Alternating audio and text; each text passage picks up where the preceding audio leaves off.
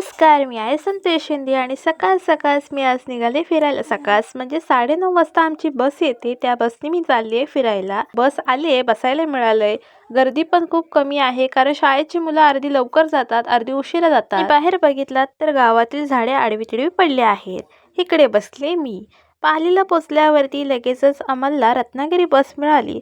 तर माझ्या बाजूला बसले वेदा. वेदा म्हणजे ताईची मुलगी आणि माझ्याकडे जो खाऊ आहे तिच्यावर तिचं लक्ष आहे. तर आता रत्नागिरी येईपर्यंत खाऊ हा संपतच चालला. आलो आहोत आम्ही रत्नागिरीमध्ये. रत्नागिरीत आल्या आधी कांदा भजी खायला गेलो होतो, पण कांदा भजीच संपले आणि इथे होते फक्त वडापाव आणि पॅटीस. तर वडापाव आम्ही काय नेहमीच खाते, म्हणजे जेव्हा पालीला जाते तेव्हा.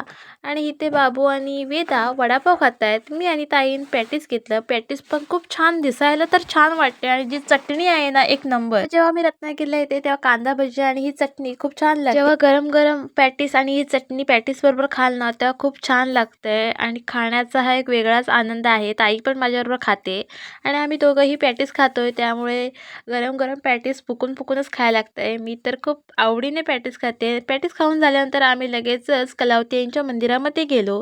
तिथून आल्यानंतर खूप वेळ झाला होता, मग आम्ही जेवायला आलो.